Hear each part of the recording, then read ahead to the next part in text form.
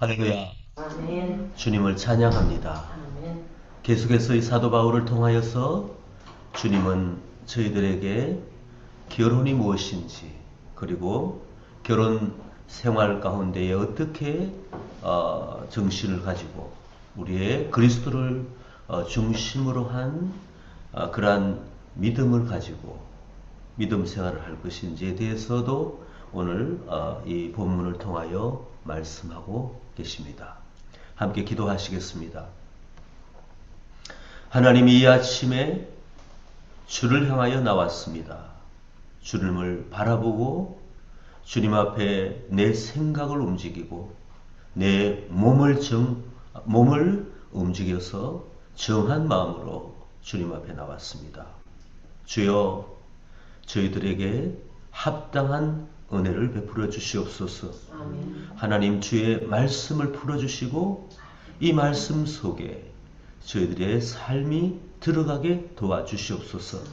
세상을 이해하고 또한 세상의 가치관을 분별하고, 그리고 가장 중심된 우리 주님의 가르침, 주님의 제자들이 가르침 가운데에 이것이 주의 성령의 가르침으로 우리가 받아들여 그리스도인의 삶을 살 수 있는 크리스찬의 가치관을 저희들에게 가르쳐 주시옵소서.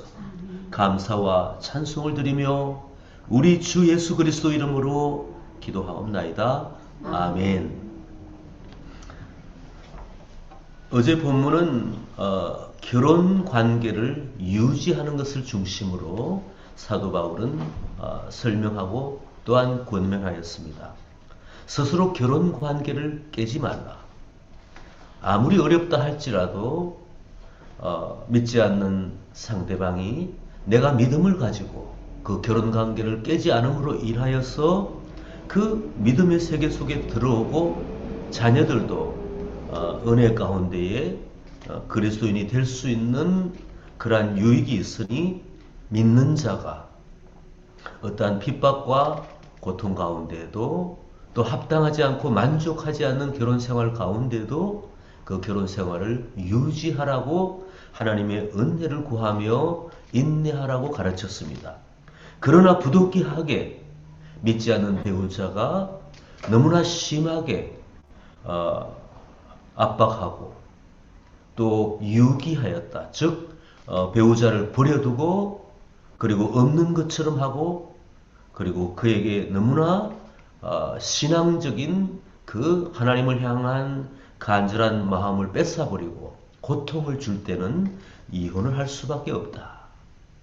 자의적으로 스스로 하는 것은 아니지만 타의적으로 핍박 가운데 있을 때는 마치 출애굽을 우리가 연상하는 것처럼 하나님께서 도와주시는, 하나님께서 보호해 주시는 이 차원으로 사도 바울은 어제 말하였습니다. 그리고 우리들에게 사도 바울이 강조하고 또한 권면하였던 것은 본인의 자신의 처지처럼 독신으로 사는 것이 좋다. 결혼을 하여도 좋고 결혼을 하지 않아도 좋은데 결혼을 함으로 말미암아 유익이 있고 또한 결혼하지 않아도 유익이 있는데 자신이 자신의 스스로의 처지를 반영하여서 결혼하지 않는 것도 굉장한 유익이 있다 하면서 독신에 대해서 말했습니다. 반드시 그 독신은 다름이 아니라 자기의 유익과 편리함, 그리고 어떠한 결혼 관계에서 오는 어떤 짐을 져야 되는 이런 부분을 벗어버리기 위하여 자유롭게 되게 하는 것이 아니라 독신의 삶을 통하여서 그리스도를 나의 남편과 그리스도의 나의 주인으로 삼아 자신의 생각, 자신의 모든 어떤 그 삶의 기회를 주님께 바치는 이러한 신앙적인 독신에 대해서 사도 바울은 강조했습니다. 오늘 이 본문은 또한 그대로 사도 바울은 결혼하지 않은 부분에 대해서 그 유익에 대해서 자신의 처지, 자신의 그 부르심을 반영하여서 이렇게 가르쳐주고 있습니다. 25절에 처녀에 대하여서는 내가 주께 받은 계명이 없으되 직접 하나님께서 이 결혼하지 않는 처녀에 대해서 계명으로 가르쳐 주신 것은 없지만 주의 자비하심을 받아서 충성스러운 자가 된 내가 의견을 말하노니 자신이 스스로 충성된 자가 된다는 그런 것이 아니라 주님의 은혜, 주님의 자비로 말미암아 이렇게 하나님의 종이 된 내가 나의 의견을 말한다는 그러한 겸손한 표현을 하고 있습니다. 내 생각에는 이것이 좋으니 곧 임박한 환난으로 말미암아 사람이 그냥 지내는 것이 좋으니라. 당시에도 그렇고 과거에도 그렇고 또 미래 지금의 저희의 세상에서도 그렇듯이 환난은 계속되고 있습니다. 여기에 매일 성경에 좋은 표현이 있어서 그 풀이를 제가 한번 읽어보겠습니다. 임박한 환난의 폭풍 속에서 육신의 고난을 최소화하라는 목회적인 배려입니다. 박해나 경제적인 위기 상황에서는 신앙의 절개를 지키기도 어려운데 가족을 부양하려면 더 큰 고통을 겪을 것이기 때문입니다. 이렇게 풀이를 해놓았습니다. 공감이 됩니다. 생육하고 번성하고 땅에 충만하는 그 큰 하나님의 우리를 향한 복과 그리고 명령이 있습니다. 그 가운데 우리가 결혼하여서 자녀를 낳고 그리고 대를 이어서 예수 그리스도 앞에 충성된 그리스도인으로 길러내는 것, 신앙을 유지하고 전달하는 것 굉장히 중요합니다. 그런데 사도 바울은 이제 그 환난 가운데에 예수 그리스도의 십자가 이후에 그리스도인의 삶, 그 삶을 지키면서도 신앙을 유지하고 복음을 전가하기 위하여서 특별히 복음을 전하는 전도자의 삶을 살기 위하여서는 이렇게 그 결혼을 통하여서 많은 해야 될 일들 또 감내해야 되는 어떤 그 많은 육신적이고 정신적인 어떤 어려움을 겪기보다는 그것을 회피하는 것이 아니라 복음을 전하는 그 일에 박해라는 어떤 현장 가운데 그러한 백그라운드 가운데에 독신으로 사는 것은 유익하다고 이렇게 가르치고 있습니다. 27절에 내가 아내에게 매였느냐 노이기를 구하지 말며 아내에게서 노였느냐 아내를 구하지 말라. 이제 결혼 관계가 중단되었다면 이제는 다시 아내를 또 구하지 말고 주를 경배하며 주를 위하여 인생을 살는 그러한 것들을 권면하고 있습니다.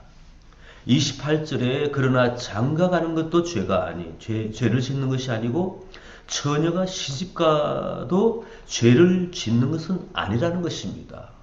죄를 짓는 것 아니라 또한 또 다른 세속을 여기에 첨부하면은 생육하고 번성하고 땅에 충만하라는 그 하나님의 그 명령 가운데에 결혼하는 것도 좋은 일이죠.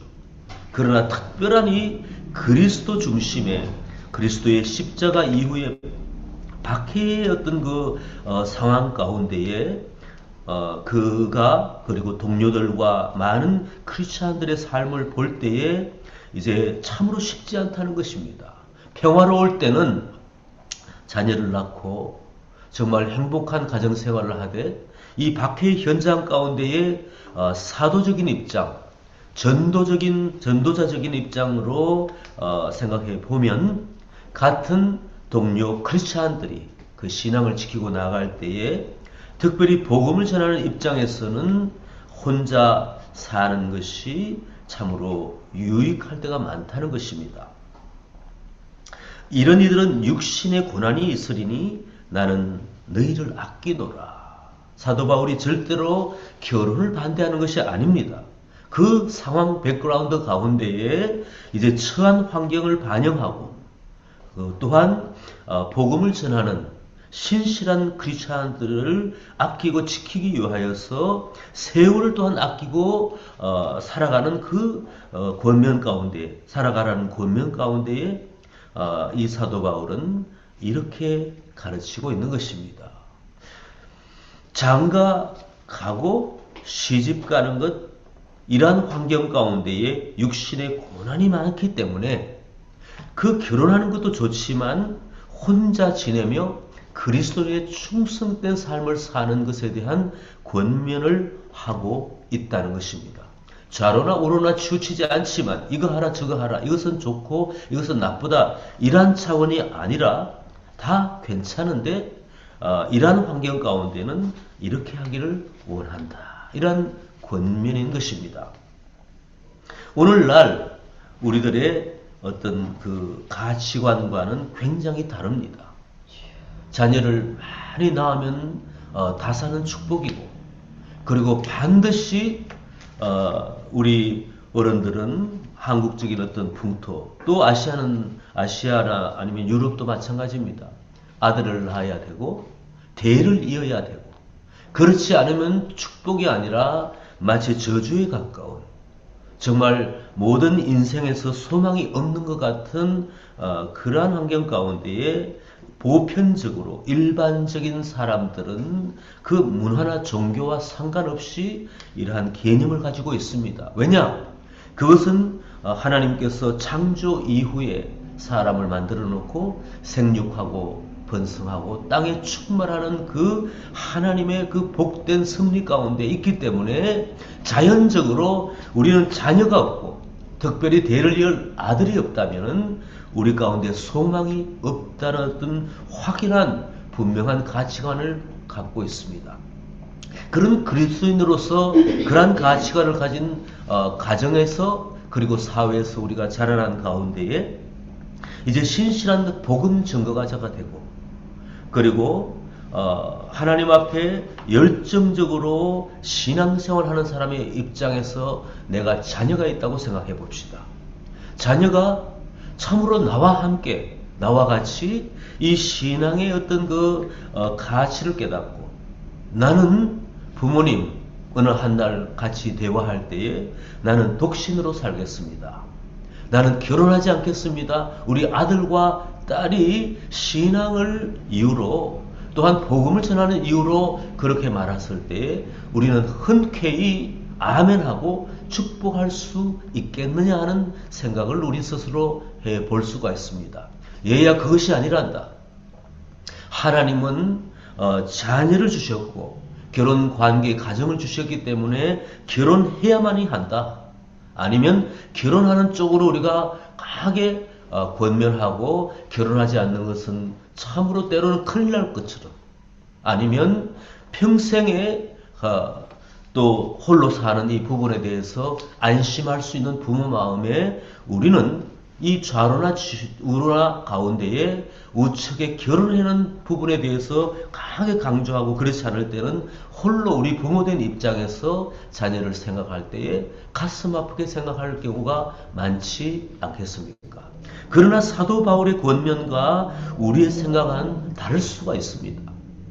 이제 우리가 또한 성경적인 가치관으로 세상이 뭐라 말하든지, 우리 동료 그리스도인들이 뭐라고 우리가 가치 정립을 했든지 간에 복음의 내용 가운데, 이것이 계명은 아니지만 먼저 하나님 앞에 신실하게 또 충성스럽게 복음을 전하고 우리들에게 가르치는 이 사도 바울의 권면을 우리가 생각해 볼 때에, 진실로 나의 아들과 딸들이 신앙을 위주로 하나님 앞에, 또한 정말 복음을 전하기 위하여서 내 일평생 내가 결혼하지 않고 주님 앞에 혼자 살겠다고 그렇게 고백한다면, 우리는 하나님 앞에 기도하고 그의 마음의 중심을 보고 그를 축복하고 격려할 수 있어야 되겠다, 이렇게 생각을 해봅니다.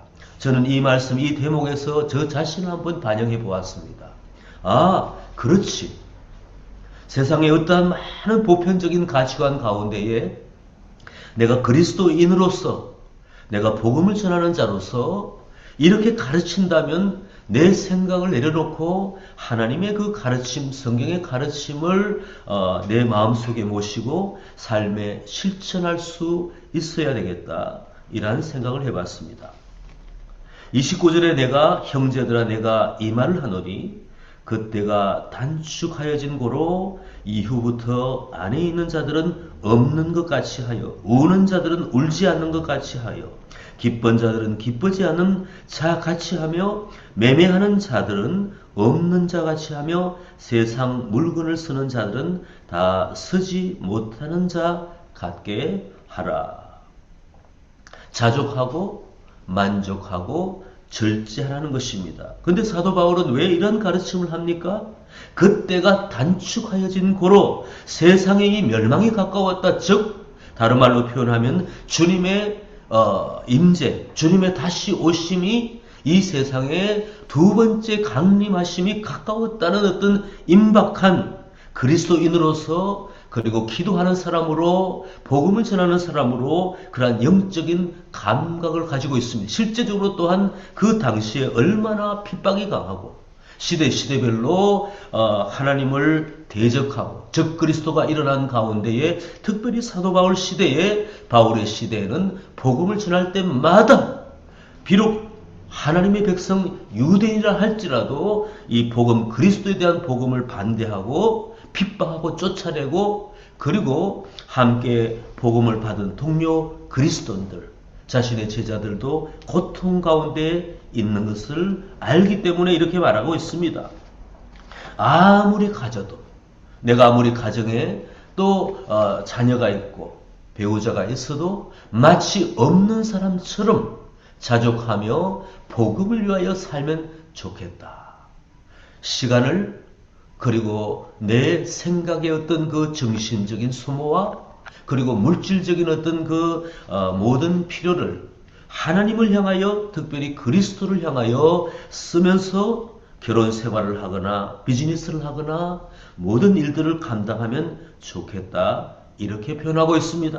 그러면서 첫 번째 가르침 가운데 이 종말론적인 삶의 자세에서 그때가 단축하여진 거로 이렇게 말하면서 또한 마무리를 하면서 이 세상의 외형은 지나감이라 이렇게 표현하고 있습니다. 외형이 무엇입니까? 삶의 형태입니다.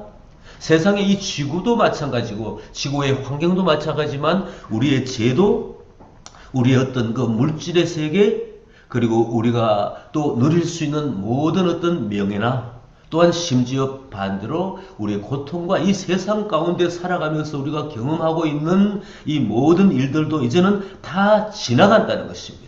다 사라질 존재이기 때문에 우리의 기억 속에는 남겠지만 우리의 모든 환경은 다 사라지기 때문에 이제는 종말이 가까운 이러한 어떤 인식을 가지고 삶을 대하라는 것입니다.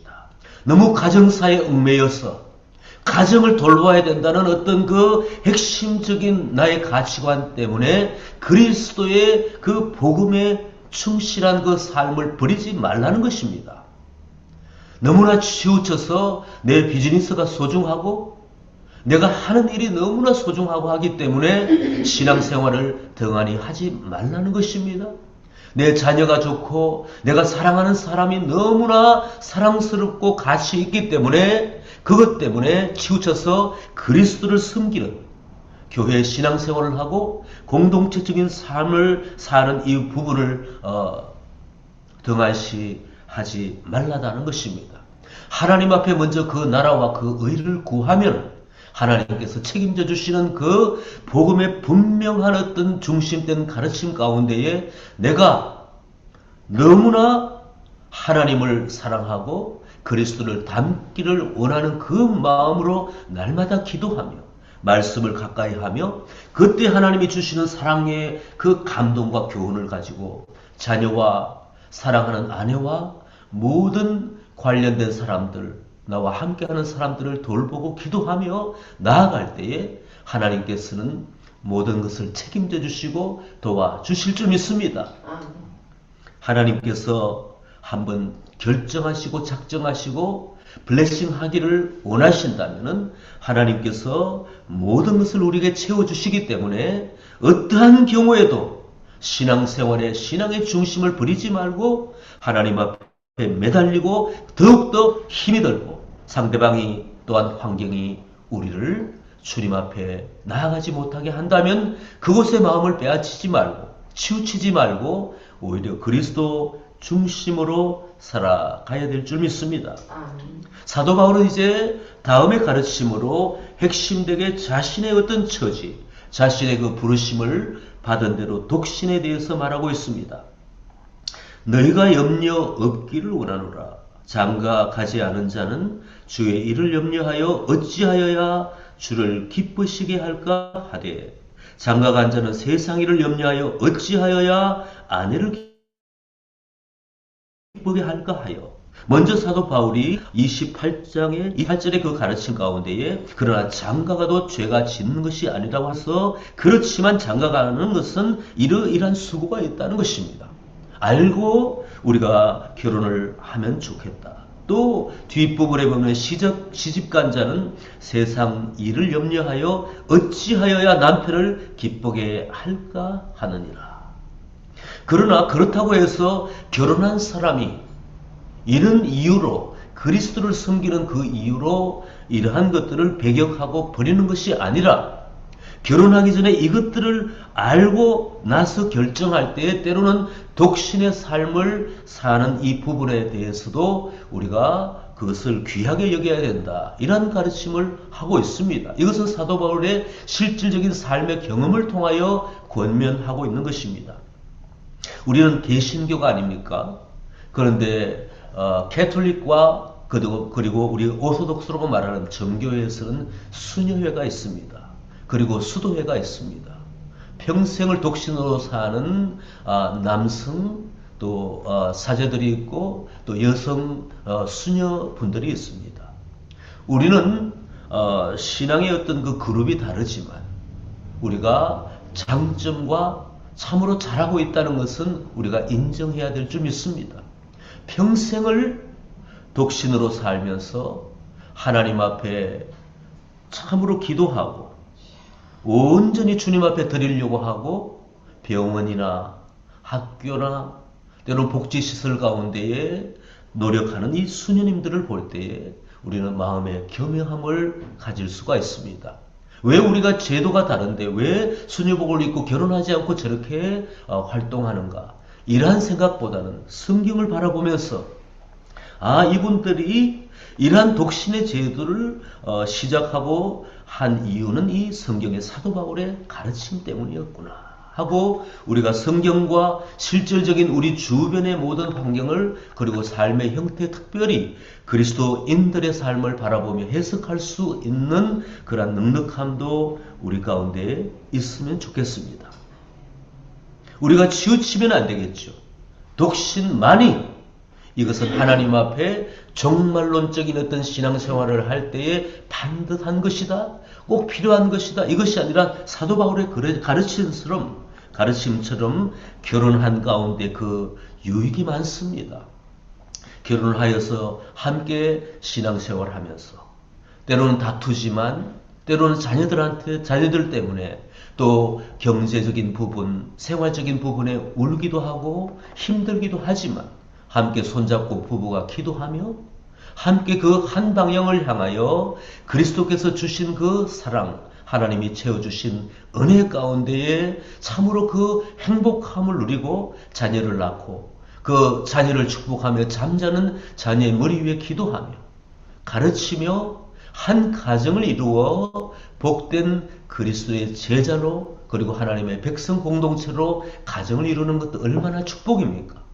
그러므로 우리는 이 가정에 대해서 이렇게 한다면 얼마나 좋겠습니까? 많은 그것이 아니라 비록 그리스도인이라 할지라도 세상 사람들과 다름없이 이 어떤 그 가사의 일에, 가정의 모든 일들 가운데, 그리고 우리 주변에 우리 부부의 문제가 아니라 주변에 그 배우자들의 각 가정의 가문의 어떤 그 모든 환경적인 것으로 얼마나 힘들고 얼마나 고통받고, 그리고 그 시간과 모든 에너지를 정열을 소모하면서 그리스도께 나오지 못하는 이 경우를 많이 보기 때문에 그렇다는 것입니다. 그런 경우에는 사도 바울의 가르침처럼 홀로 독신으로 모든 것들 에너지를, 신경을, 그리고 우리의 비용을 그쪽에다 쏟아붓지 말고 오직 그리스도를 향하여 참으로 충성스럽게 섬기는 것을 권면하게 되는 것입니다. 36절에 그러므로 만일 누가 자기의 약혼녀에 대한 행동이 합당하지 못할 줄로 생각할 때에 그 약혼녀의 혼기도 지나고 그같이 할 필요가 있거든 원하는 대로 하라. 그것은 죄 짓는 것이 아니니 그들로 결혼하게 하라. 이것이 문자적으로 이해가 언뜻 되십니까? 언뜻 바로 되신다는 분은 굉장한 성경의 지식과 함께 해석력이 좋습니다. 이 말씀, 이 본문에 대한 그 해석이 분분합니다. 당시에는 금욕적인 그 영지주의, 말이 좀 어렵습니다. 영지주의라는 것은 제가 한번 말씀드린 것처럼 이원론에 입각하여서 플라톤의 그 이원론에 입각하여서 영은 좋고 신앙은 좋고 신을 섬기는 건 좋고 그 다음에 육적인 어떤 삶은 아주 나쁘다고 하여서 육적인 것을 아무리 쾌락을 추구해도 영적인 부분, 지식적인 부분만 우리가 충분하면은 그리고 열정적으로 또한 신앙생활을 하게 되면은 하나님이 우리 육체적인 어떤 모든 것들은 다 눈감아 주시고 우리의 하나님을 향한 열정과 지식과 이 모든 삶을 바라보고 우리를 천국에 데려가신다는 이 엉뚱한 생각, 엉뚱한 가르침 가운데 있었습니다. 그런데 또 한 가르침은 뭔가 하면은 육체는 아무것도 아니기 때문에 육체에게 뭘 먹여서는 안 된다. 금욕주의적인 어떤 사고로서 이 영주주의를 플라톤의 이원론에 입각한 영지주의를 해석하고 그러한 그룹이 있었다는 것입니다. 그래서 존 칼빈이나 또한 종교개혁자들이나 전통적인 해석은 금욕주의적으로 하여서 약혼녀에 대해서 결혼하지 않고 계속 약혼녀를 혼기가 차도록 공기가 지나도록 그냥 놔두는 부분에 있어서 말하고 있다고 이렇게 해석하고 있습니다. 그것이 아니야. 결혼을 하면 그리고 결혼을 하여서 그 약혼녀와 가정을 이루는 그것은 금욕주의가 아니라 금욕주의에 입각한 이렇게 결혼하면 죄 짓는 것이다. 그게 아니라 결혼을 하여라. 이렇게 그 전통적으로 그렇게 해석하고 있습니다. 또 하나의 해석은 현대적인 해석은 그 해석보다도 이제는 다시 한번 생각할 때 이 문자적으로 원어적으로 볼 때에 만일 누가 자기의 약혼녀에 대한 행동이 어떤 부적절한 행동이 합당하지 못한 줄로 생각할 때에 해석이 전혀 다르죠. 우리 행동이 약혼녀에 대한 행동이 나의 행동이 그 부적절하다고 생각할 때에 그 약혼녀의 홍기도 지나고 그같이 할 필요가 있거든. 결혼해야 될 필요가 있거든. 원하는 대로 하라. 그것은 죄 짓는 것이 아니니 그들로 결혼하게 하라. 이런 해석이 있는데 저는 이 첫 번째 전통적인 해석을 따르고 싶습니다. 죄 짓는 것이 아니니라는 그 해석을 이 말씀을 거기에 같이 넣어서 해석할 때는 두 번째는 잘 해석이 안 됩니다. 첫 번째 금욕적 그 영지주의지. 그리스도인이라면 금욕을 해야 되고 결혼을 하면 안 되고 그리고 끝까지 내가 그리스도를 위하여 모든 것을 참아야 된다는 이 금욕주의적인 것이 그것을 푼다고 해서 죄가 아니라는 이런 전통적인 해석이 더 가깝다. 이렇게 말씀을 드리고 싶습니다. 복음의 말씀, 이 문자적인 말씀을 대할 때 우리가 풀리지 않는다면 이것들을 이해하기 위하여서 부단히 노력하고 결국은 또한 하나님께 기도하며 우리가 합당한 해석 가운데에 신앙생활을 하여만이 우리가 삶에 적용할 수 있을 것인 줄 믿습니다. 그러나 그가 마음을 정하고 또 부득이한 일도 없고 자기 뜻대로 할 권리가 있어서 그 약혼녀를 그대로 두기로 하여도 잘하는 것이니라. 결혼 안 해도 잘하는 것이다. 그러므로 결혼하는 자도 잘하는 것이와 잘하거니와 결혼하지 아니하는 자는 더 잘하는 것이니라. 사도 바울의 가르침의 이 모습입니다. 밸런스를 가지고 이러한 목적 가운데 있으면 결혼하지 않아도 좋고 또 절한 목적 가운데 있으면 결혼해도 좋다는, 덕을 끼치고 그리고 결혼의 장점을 살려서 한다면 결혼을 하라는 것인 줄 믿습니다. 아내는 그 남편이 살아있을 동안에 매여 있다가 남편이 죽으면 자유로워 자기 뜻대로 시집할 것이나 주 안에서만 할 것이라 굉장히 또한 자유를 줍니다. 이 과부에 대해서. 40절 그러나 내 뜻에는 그냥 지내는 것이 더욱 복이 있으리로다. 나도 또한 하나님의 영을 받은 줄로 생각하노라. 여기서 영어 성경을 보면 또 오늘을 보면은 in spirit이라고 God's spirit이라고 이렇게 표현하고 있습니다. 하나님의 그 성령으로 말미암아 사도 바울에게 그 안에 살아계신 성령께서 이러한 독신에 대한 확신을 주셨다는 것입니다.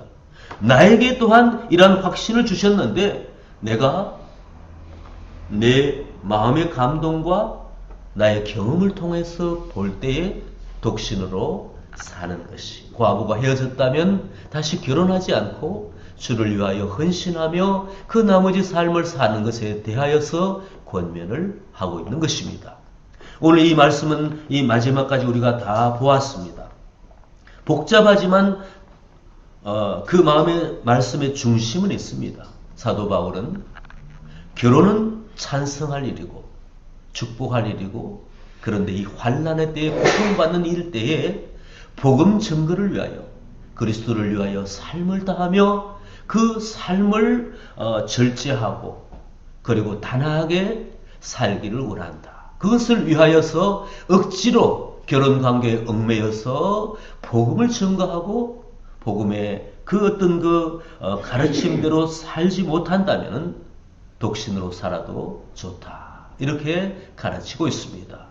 이 오늘 이 아침에 이 사도 바울이 본문을 통하여 우리에게 가르쳐 주시는 가운데에 한 가지, 아까도 말씀드렸지만 우리 자녀가 또 우리의 제자들이 우리의 그 가정, 우리 평강 공동체 가운데에 마치 수녀님처럼, 마치 수도자처럼 결혼을 하지 않고 하나님 앞에 일생 내가 주님 앞에 드리고 있다고 하는 그러한 한 사람이 나온다면, 만약에 그러한 사람이 발견되었다면 우리는 억지로 결혼을 시키는 것이 아니라 성경의 본문의 사도 바울의 이 가르침을 생각하면서 우리가 기도하고 함께 또 그를 바라보며 축복해 줄 수 있는 복음적인 결혼의 가치관을 가질 필요가 있다. 그것이 중요하다. 이러한 가르침을 우리는 간직해야 될 줄 믿습니다.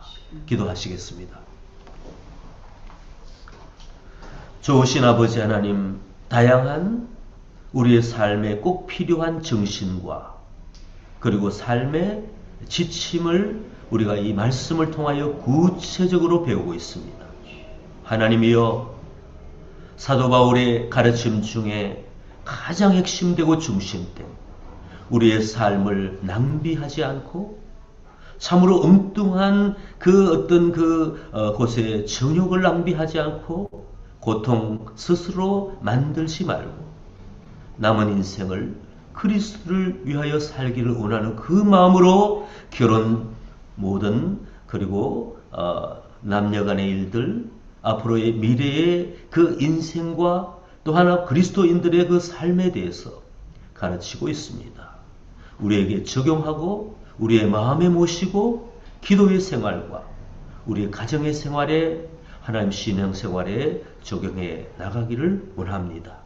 오늘 이 아침에도 순결한 영성으로 참으로 세월을 낭비하지 않고 오늘 하루 동안에 주님을 위하여 주님을 중심으로 우리가 시간을 사용하고 노력하는 이러한 영성으로 달려가게 도와주시옵소서. 그것을 위하여 기도하며 하루를 시작하게 도와주시옵소서. 예수님의 이름으로 기도하옵나이다. 아멘.